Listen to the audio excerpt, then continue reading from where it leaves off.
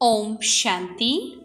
আজকের তারিখ হলো 11 এপ্রিল 2022। বাবার সাকার মুরলি। আজকের মুরলিতে বাবা বলেছেন, মিষ্টি বাচ্চারা, সারাদিন তোমাদের বুদ্ধিতে কেবল সার্ভিসের ওই খেয়াল চলা উচিত। তোমাদের সকলের কল্যাণ করতে হবে, কারণ তোমরা হলে অন্ধের লাঠি। তো বাবা বলেছেন আমাদের এখন বুদ্ধিতে এটাই রাখতে হবে, শুধু বাবার সেবা আমরা কিভাবে করব। আর আমাদের সবার কল্যাণ করতে হবে, কারণ আমরা হচ্ছি অন্ধের লাঠি। সেই দুনিয়ার মানুষ যে জ্ঞান অন্ধকারে সবাই ডুবে রয়েছে, তাদেরকে আমাদের সঠিক পথ দেখাতে হবে। আজকের প্রশ্নতে বাবা বলেছেন, উচ্চ পথ প্রাপ্ত করার জন্য মুখ্যত কোন ধারণা থাকা উচিত? উত্তর, উচ্চ পথ তখনই প্রাপ্ত হবে যখন নিজের কর্মেন্দ্রগুলির উপর সম্পূর্ণরূপে কন্ট্রোল থাকবে। যদি কর্মেন্দ্রগুলি বশে না থাকে, চাল চলন সঠিক না হয়, প্রচুর পরিমাণে আসক্তি, ইচ্ছা থাকে, লোভ থাকে, তাহলে উচ্চ পথ প্রাপ্তি থেকে বঞ্চিত হয়ে যাবে। উচ্চ পথ প্রাপ্ত করতে হলে মাতা পিতাকে পুরোপুরি অনুসরণ করো, কর্ম ইন্দ্রিয় জিত হও। গীত, নয়নহীনকে পথ দেখাও প্রভু। ওম শান্তি। প্রদর্শনীর জন্য এই গান অত্যন্ত ভালো। এমন নয় যে প্রদর্শনীতে রেকর্ড বাজানো যাবে না, এর উপরেও তোমরা বোঝাতে পারো, কারণ ভগবানকে ডাকে তো সকলেই, কিন্তু এটা জানে না যে কোথায় যেতে হবে আর কে নিয়ে যাবে। যেমন ড্রামা অথবা ভবিতব্যবশত ভক্তদের ভক্তি করতে হবে। যখন ভক্তি সম্পূর্ণ হয়, তখনই বাবা আসেন। কত দুয়ারে দুয়ারে ঘুরতে থাকে, মেলা প্রদর্শনী বসে দিনে দিনে বৃদ্ধি পেতে থাকে। শ্রদ্ধার সঙ্গে তীর্থে যাওয়া, ইতস্তত ঘুরে বেড়ানো চলে আসছে। অনেক সময় হয়ে গেলে তখন গভর্নমেন্ট স্ট্যাম্প, ডাক টিকিট ইত্যাদি তৈরি করতে থাকে। সাধু ইত্যাদিদেরও ডাক টিকিট তৈরি করা হয় জন্মদিন পালন করে। এসব হলো রাবণ রাজ্যের বা মায়ার চমক। তাদেরও মেলা আমোদ প্রমোদের স্থান চাই। আধা কল্প ধরে তোমরা রাবণ রাজ্যে ইতস্তত ঘুরে বেরিয়েছ। এখন বাবা এসে রাবণ রাজ্য থেকে মুক্ত করে রাম রাজ্যে নিয়ে যান। দুনিয়া এটা জানে না যে নিজেই পূজ্য, নিজেই পূজারী। এই মহিমা কার? প্রথমে 16 কলা সম্পূর্ণ পূজ্য থাকে, তারপর 2 কলা কম হয়ে যায়, তখন তাদের সেমি বলা হয়। সম্পূর্ণ পূজ্য তারপর 2 কলা কম হয়ে গেলে সেমি পূজ্য বলা হবে।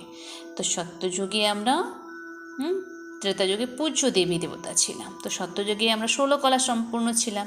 ত্রেতাযুগে 2 কলা কম হয়ে যাওয়ার পর বাবা বলে সেমি পূজ্য। তোমরা জানো যে পূজারী থেকে পুনরায় পূজ্য হতে চলেছি, তারপর সেমি পূজ্য হব। এখন কলিযুগে আমাদের পৌরোহিতের ভূমিকা পাঠ সমাপ্ত হয়ে যায়। পূজ্য করার জন্য বাবাকে আসতে হয়। এখন বাবা বিশ্বের মালিক বানিয়ে দেন। বিশ্ব তো এও আর ওটাও হবে। ওখানে অনেক অল্প সংখ্যক মানুষ থাকে, এক ধর্ম হয়। অনেক ধর্ম হয়ে গেলে গোলমাল বেঁধে যায়। এখন বাবা এসেছেন উপযুক্ত গড়ে তুলতে। যত বাবাকে স্মরণ করবে ততই নিজের কল্যাণ করবে। দেখতে হবে যে কল্যাণ করার কত শখ থাকে। যেমন চিত্রকর, যার খেয়াল থাকে যে এমনভাবে চিত্র তৈরি করব যাতে মানুষ ভালোভাবে বুঝে যায়, মনে করবে যে আমরা অসীম জগতের পিতার সেবা করছি। ভারতকে স্বর্গে পরিণত করতে হবে। প্রদর্শনীতে দেখো কত অধিক সংখ্যক আসে, তাই প্রদর্শনীতে এরকম চিত্র বানাও যাতে যে কেউ বুঝে যায় যে চিত্র সঠিক পথ বলে দেবে। মেলা প্রমোদ স্থলাদি যা কিছু আছে সেগুলো তো এর আগে কিছুই নয়। আর্টিস্ট যে এই জ্ঞানকে বোঝে তার বুদ্ধিতে থাকবে এরকম চিত্র তৈরি করব যাতে অনেকের কল্যাণ হয়ে যায়। রাত দিন বুদ্ধি এই কথাই যেন আটকে থাকে। এই জিনিসের অনেক শখ রয়েছে। মৃত্যু আকস্মাৎ আসে, হঠাৎ করে মানুষের মৃত্যু হয়। যদি জুতো ইত্যাদি দেহ স্মরণে থাকে, মৃত্যু এসে পড়লে তখন জুতোর শূদ্রের মতোই জন্ম হবে। যে যুদ্ধকে স্মরণ করে তো বলছে শূদ্রের মতোই তার জন্ম হবে। এখানে বাবা বলেন দেহ সহ সকলকে ভুলে যেতে হবে। তোমরা এও বোঝো যে বাবাকে কারোর কাছে জিজ্ঞাসা করো যে আত্মাদের পিতাকে জানো কি, বলে না কত স্মরণ করে চাইতে থাকে, দেবীদের কাছে গিয়েও চাইতে থাকি, দেবীর পূজা করে আর কিছু লাভ করলে ব্যাস তার প্রতি সমর্পিত হয়ে যায়। তারপর পূজারীকেও ধরে সেও আশীর্বাদ ইত্যাদি করতে থাকে। কত অন্ধশ্রদ্ধা! তাহলে এরকম গানের উপর প্রদর্শনীতে বোঝাতে পারো। এই প্রদর্শনী তো গ্রামে গ্রামে হবে। বাবা হলেন দীনদয়াল, ওদের ওপারে ওঠানোর জন্য জোর কদমে প্রচেষ্টা করতে হবে। ধনীরা তো কোটির মধ্যে কেউ বেরোবে, ধনী যারা কোটির মধ্যে কেউ বেরোবে। অসংখ্য এখানে মানুষ থেকে দেবতা হতে হবে। বাবার থেকে উত্তরাধিকার পাওয়া যায়। সর্বপ্রথমে বাবাকে জানা চাই যে তিনি আমাদের পড়ান। এই সময় মানুষ কত প্রস্তর বুদ্ধি সম্পন্ন হয়ে গেছে।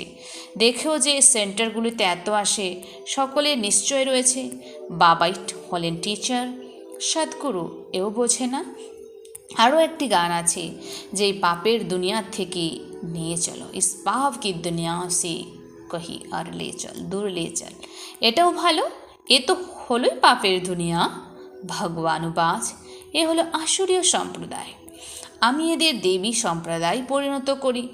তারপরেও মানুষের কর্ম ইন্দ্রিয়াদি এরকম কার্য কিভাবে করতে পারে? এখানে সমগ্র কথাই হলো বুদ্ধির। ভগবান বলে তোমরা হলে পতিত, তোমাদের ভবিষ্যতের জন্য পবিত্র তথা দেবতায় পরিণত করি।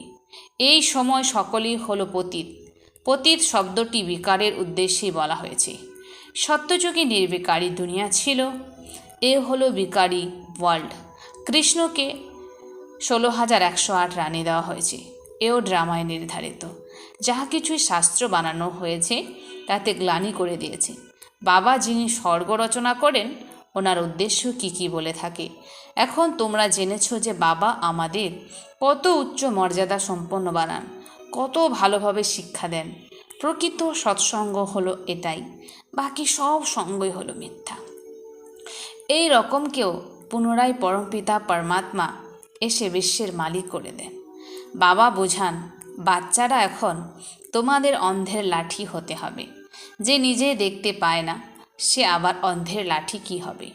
যদিও জ্ঞানের বিনাশ হয় না।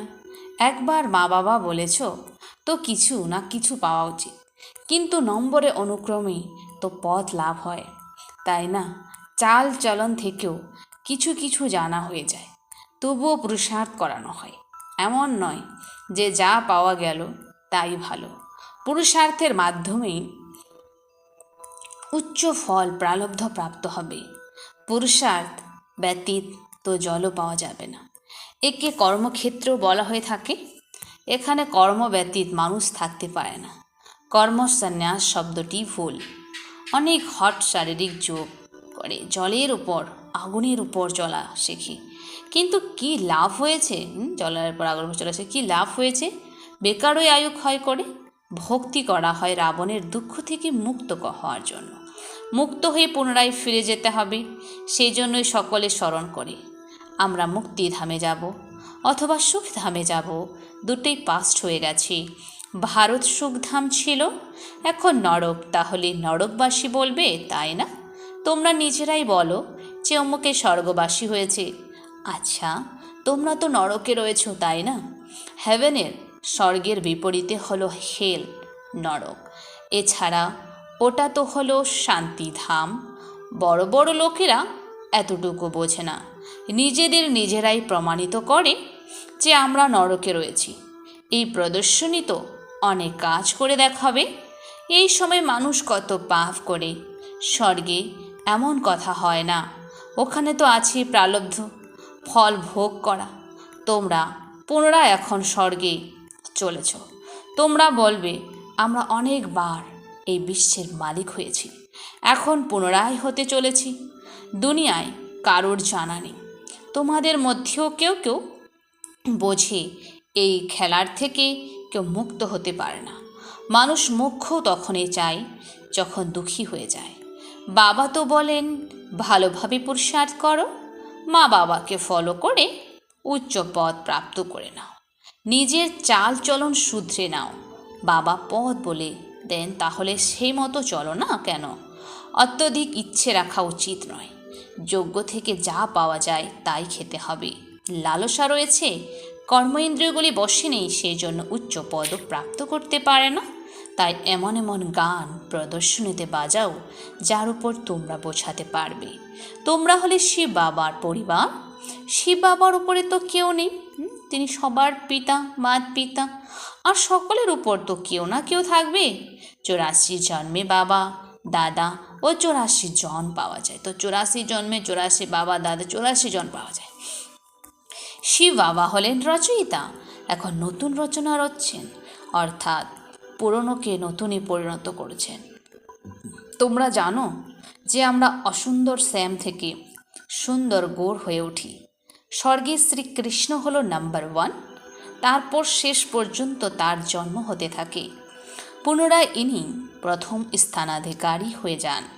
সম্পূর্ণ 84 জন্ম শ্রীকৃষ্ণ নিয়েছেন। সূর্যবংশীয় দেবী সম্প্রদায় সম্পূর্ণ 84 জন্ম নিয়েছে। বাবা বলেন যে শ্রীকৃষ্ণ প্রথম স্থানাধিকারী ছিলেন, তার ওই অন্তিম জন্মে প্রবেশ করে পুনরায় তাকেই শ্রীকৃষ্ণে পরিণত করি। আচ্ছা, তো বাবা বলছে তার ওই অন্তিম জন্মে, তো শ্রীকৃষ্ণের অন্তিম জন্মকে ব্রহ্মা বাবা তার শরীরে প্রবেশ করে তাকে আবার পুনরায় শ্রীকৃষ্ণে পরিণত করে। আচ্ছা, মিষ্টি মিষ্টি হারানিধি বাচ্চাদের প্রতি মাতা পিতা বাপ দাদার স্মরণে স্নেহ সুমন আর সুপ্রভাত। আত্মাদের পিতা তার আত্মারূপী বাচ্চাদেরকে জানাচ্ছে নমস্কার। আমরা সমস্ত আত্মারূপী বাচ্চারা জানাই মাত পিতা বাপ দাদাকে স্নেহ সুমন আর নমস্কার। ধারণার জন্য মুখ্য সাপ 1 নাম্বার পয়েন্ট, কোনো প্রকারের বিনাশী ইচ্ছা রাখবে না। তো বাবা বলেছে এই দুনিয়া বিনাশ হতে চলেছে, তাই আমাদের কোনো প্রকারের বিনাশী ইচ্ছা রাখা চলবে না। নিজের এবং সকলের কল্যাণ করতে হবে। তো দেহ সহ সব কিছু ভুলে ঘরে ফিরে যেতে হবে। আমাদের দেহ সহ নিজেকেও ভুলতে হবে, তবে তারপর আমাদের নিজের ঘরে ফিরে যেতে হবে। সেই জন্য চেক করতে হবে যে বুদ্ধি কোথাও যেন আটকে না থাকে। বরদান ন্যাচারাল অ্যাটেনশনকে নিজের নেচারে অভ্যাস পরিণতকারী স্মৃতি স্বরূপ ভব। তো বলছে আমাদের ন্যাচারাল অ্যাটেনশনকে নিজের নেচারে বা অভ্যাসে পরিণতকারী স্মৃতি স্বরূপ ভব। সেনাবাহিনীতে যে সৈনিকেরা থাকে তারা কখনোই অন্যমনস্ক থাকে না। তো বলছে সেনাবাহিনীতে যে সমস্ত সৈনিকরা থাকে তারা কিন্তু কখনোই অন্যমনস্ক থাকে না, মনোযোগের সঙ্গে সর্বদা সতর্ক থাকে। মনোযোগ তো থাকেই, তার সাথে সাথে তারা সতর্ক থাকে। তোমরাও হলে পাণ্ডব সেনা, তাই এতে সামান্যতম অমনোযোগ যেন না থাকে, আর টেনশন যেন এক স্বাভাবিক ন্যাচারাল নিয়মে পরিণত হয়। কারোর আবার অ্যাটেনশনেরও টেনশন থাকে, কিন্তু টেনশনের জীবন সর্বদা চলতে পারে না। টেনশনের জীবন সর্বদা চলতে পারে না, সেই জন্য ন্যাচারাল অ্যাটেনশনকে নিজের নেচারে পরিণত করো। তো আমাদের নিজের ন্যাচারাল অ্যাটেনশনকে নেচারে পরিণত করতে হবে। অ্যাটেনশন রাখলে সততই স্মৃতি স্বরূপ হয়ে যাবে। যদি অ্যাটেনশন থাকে তো আমরা অটোমেটিক স্মৃতি স্বরূপ হয়ে যাব। ভুলে যাওয়ার বিস্মৃতি অভ্যাস থেকে মুক্ত হয়ে যাবে। তো ভুলে যাওয়ার যেটা বা বিস্মৃতির যে অভ্যাস, সেটার থেকে আমরা মুক্ত হয়ে যাব। স্লোগান নিজের টিচার হও, তবেই সমস্ত দুর্বলতাগুলি সততই সমাপ্ত হয়ে যাবে। বলছে নিজে সেম কা টিচার বানাও, নিজে টিচার হতে হবে, কারণ আমরা নিজেকে সব থেকে ভালো করে জানি কি আমাদের মধ্যে কি কমি কমজোরি আছে। মাতেশ্বরীজির অমূল্য মহাবাক্য 1 নাম্বার পয়েন্ট, স্মরণের সম্বন্ধ রয়েছে জ্ঞানের সঙ্গে। জ্ঞান ব্যতীত স্মরণ যথার্থভাবে থাকতে পারে না। সর্বপ্রথমে মানুষকে নিজের সুখী জীবন গড়ে তোলার জন্য মুখ্য কোন পয়েন্টটি বুদ্ধিতে রাখতে হবে? প্রথমে তো মুখ্য এই কথাটিকে বুঝতে হবে যে আমরা যে পরমাত্মা পিতার সন্তান, প্রত্যেকটি সময়ে সেই পিতার স্মরণে বুদ্ধির যোগ যেন নিরন্তর প্রতিটি শ্বাস প্রশ্বাসে যুক্ত থাকে। সে অভ্যাসে থাকার জন্য সম্পূর্ণরূপে প্রচেষ্টা করতে হবে। এখন প্রতিটি শ্বাস প্রশ্বাসের অর্থ হল নিরন্তর বুদ্ধির যোগ যেন জুড়ে থাকে, যাকে নিরন্তর যোগ, অটুট অজপা জপ যোগ, অখণ্ড যোগ বলা হয়ে থাকে। এ কোনো মুখে জপ করা স্মরণ নয়, আর না কোনো মূর্তিকে সামনে রেখে তার ধ্যান করা, কিন্তু এই বুদ্ধিযোগের দ্বারা স্মরণ রাখতে হবে যে এখন সেই স্মরণও তখনই থাকতে পারবে যখন পরমাত্মার সম্পূর্ণ পরিচয় থাকবে, তবেই সম্পূর্ণরূপে ধ্যানমগ্ন হতে পারবে। কিন্তু পরমাত্মা তো গীতায় পরিষ্কার বলেন, না আমাকে ধ্যানের দ্বারা, না আমাকে জপের দ্বারা পাওয়া যায়, আর না আমার চেহারা চিত্রকে সামনে রেখে তার ধ্যান করতে হবে। তো তার চিত্রকে সামনে রেখে ধ্যান করতে হয়, বরং জ্ঞান যোগের দ্বারা পরমাত্মাকে প্রাপ্ত করতে হবে। তার জন্য প্রথমে চাই জ্ঞান। জ্ঞান ব্যতীত স্মরণ স্থির হতে পারে না। তাই বলে না, জ্ঞান বিনা ধ্যান নেই। স্মরণের সম্পর্কই রয়েছে জ্ঞানের সঙ্গে। এখন জ্ঞানের দ্বারা চাও তো মনের দ্বারা কল্পনা করো বা বসে দর্শন করো। যদি দৃশ্যমান বস্তুরও জ্ঞান প্রথমে থাকে, তবে যোগ আর ধ্যান ঠিক মতো লাগবে। সেই জন্য পরমাত্মা বলেন, আমি কে, আমার সাথে কিভাবে যোগ যুক্ত হবে তারও জ্ঞান চাই। জ্ঞানের জন্য আবার প্রথমে সঙ্গ চাই। এই সমস্ত জ্ঞানের পয়েন্টস এখন বুদ্ধিতে রাখতে হবে, তবে যোগীটিকে স্থির থাকতে পারবে। তো যোগী টিকে থাকার উপায় হচ্ছে জ্ঞানের পয়েন্টকে আমাদের বুদ্ধিতে রাখতে হবে। 2 নম্বর, সৃষ্টির সূচনা আদি কিভাবে হবে? মানুষ জিজ্ঞাসা করে যে পরমাত্মা কিভাবে সৃষ্টি রচনা করেছেন, প্রারম্ভে আদি কোন মানুষদের রচনা করেছিলেন, এখন তাদের নামরূপ বুঝতে চায়। এর উপর এখন বোঝানো হয়ে থাকে যে পরমাত্মা সৃষ্টির সূচনা ব্রহ্মার তনুর মাধ্যমে করেছেন। ব্রহ্মার তনের মাধ্যমে করেছেন। প্রথম মানব ব্রহ্মার রচনা করেছেন। তাহলে যে পরমাত্মা সৃষ্টির সূচনা করেছেন, অবশ্যই তাহলে পরমাত্মা ওই সৃষ্টিতে নিজের ভূমিকা পালন করেছেন। এখন পরমাত্মা কিভাবে তার ভূমিকা পালন করেছেন? প্রথমে তো পরমাত্মা সৃষ্টি রচনা করেছেন, তার মধ্যেও প্রথমে ব্রহ্মার রচনা করেছেন। তাহলে তো প্রথমে ব্রহ্মার আত্মাই পবিত্র হয়েছে, তিনি গিয়ে শ্রীকৃষ্ণ হয়েছেন। সেই চেহারার দ্বারা পুনরায় দেবী দেবতাদের দেবী সৃষ্টির স্থাপনা করেছেন। তাহলে দেবী সৃষ্টি রচনা ব্রহ্মার তনের মাধ্যমে করিয়েছেন। তাহলে ব্রহ্মা হয়ে গেলেন দেবী দেবতাদের আদি পিতা। ব্রহ্মাই শ্রীকৃষ্ণ হন। সেই শ্রীকৃষ্ণেরই আবার অন্তিম জন্ম হলো ব্রহ্মা। এখন এভাবে সৃষ্টির নিয়ম চলে আসছে। এখন সেই আত্মাই সুখের ভূমিকা পূর্ণ করে দুঃখের ভূমিকায় আসে। তখন রজতম অবস্থা থেকে উত্তীর্ণ হয়ে পুনরায় শূদ্র থেকে ব্রাহ্মণ হয়ে যায়। তাহলে আমরা হলাম ব্রহ্মা বংশীয় তথা শিব বংশীয় প্রকৃত ব্রাহ্মণ। এখন ব্রহ্মা বংশ তাকে বলা হয় যে ব্রহ্মার থেকে অবিনাশী জ্ঞানরত্ন নিয়ে পবিত্র হয়। 3 নম্বর, ওম শব্দের যথার্থ অর্থ। যখন আমরা ওম শান্তি শব্দটি বলে থাকি, তখন সবার প্রথমে ওম শব্দের অর্থকে পূর্ণ রীতিতে বুঝতে হবে।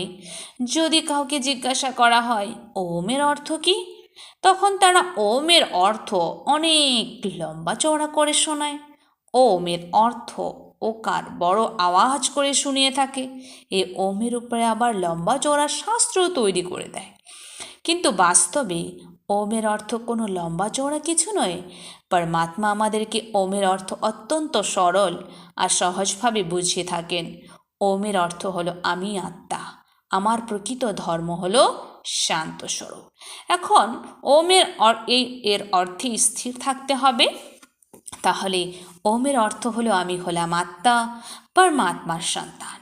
মুখ্য কথা হলো এটাই যে ওমের অর্থতে কেবল টিকে থাকতে হবে। এছাড়া মুখে ওমের উচ্চারণ করার প্রয়োজন নেই। এমন এক ওমের উচ্চারণ করতে হবে, ওটাকে বুদ্ধিতে রাখতে হবে। বুদ্ধিতে নিশ্চয় রেখে চলতে হবে।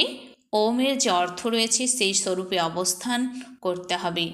এছাড়া তারা যদিও ওমের অর্থ শোনায় কিন্তু সেই স্বরূপে স্থির থাকে না। আমরা ওমের স্বরূপ জানি, তবে তো সেই স্বরূপে স্থির হই। আমরা এটাও জানি যে পরমাত্মা হলেন বীজরূপ, আর সেই বীজরূপ পরমাত্মা এই সমগ্র বৃক্ষকে কিভাবে রচনা করেছেন তার সম্পূর্ণ নলেজ এখন আমরা পাচ্ছি। আচ্ছা, ওম শান্তি।